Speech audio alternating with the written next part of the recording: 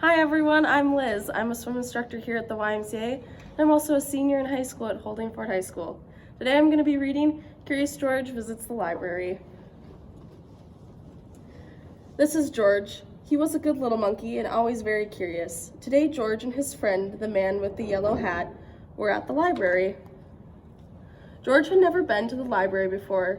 He had never seen so many books either. Everywhere he looked, people were reading, some people reading quietly to themselves, but in the children's room, the librarian was reading out loud. It was story hour. George loved stories. He sat down with a group of children to listen. The librarian was reading a book about a bunny. George liked bunnies. Behind the librarian was a book about a dinosaur. George liked dinosaurs even more. He hoped he would read it next. But next, the librarian read a book about a train. George tried to sit quietly and wait for the dinosaur book to be read, but sometimes it is hard for a little monkey to be patient. When the librarian started a story about jungle animals, George could not wait any longer. He had to see the dinosaur book. He tiptoed closer. "Look, a monkey!" shouted a girl. The librarian put her finger to her lips. "We must be quiet so everyone can hear," she said nicely. "But there's a monkey," said a boy. The librarian nodded and smiled. "Mm-hmm," she agreed. When she finished reading the jungle story, the librarian reached for the dinosaur book. Where did it go? And where was George? George was all ready to take the dinosaur book home and read it with his friend when another book caught his eye. This book was about trucks. George wanted to take it home too. And here was a book about elephants. George loved elephants. He added it to his pile.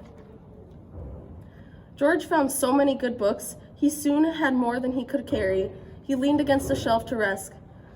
Squeak went the shelf. Shh, said a man. Squeak went the shelf again, and it moved.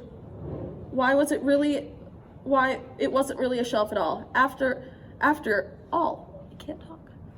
George had found a special cart for carrying books. What luck, George now could carry all the books he wanted. He rolled the cart between the shelves and stacked up the books about boats and kites and baking cakes. He climbed higher to reach books about cranes and planes. At last, George had all the books he could handle. He couldn't wait to head home and start reading, and right in front of him was a ramp leading to the door. George was curious. Could he roll the cart all the way home? Down the ramp George went. The cart rolled faster and faster. "Stop!" a library volunteer shouted. "Come back here with my cart." But George was too excited to listen.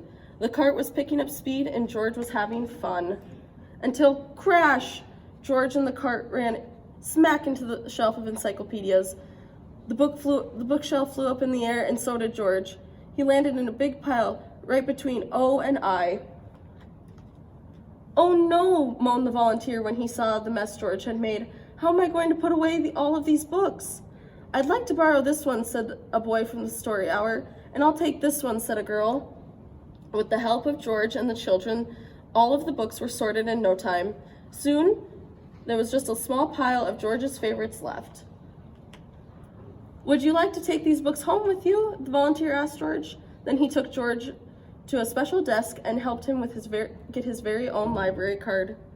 George was holding his brand new card when his friend arrived with a stack of books of his own. "There you are, George," he said. "I see you are all ready to check out." George and his friend gave their books to the librarian. She smiled when she saw George's pile. "I was wondering where this dinosaur book went," she said. "It's one of my favorites, too." The librarian stamped the books and handed them back to George.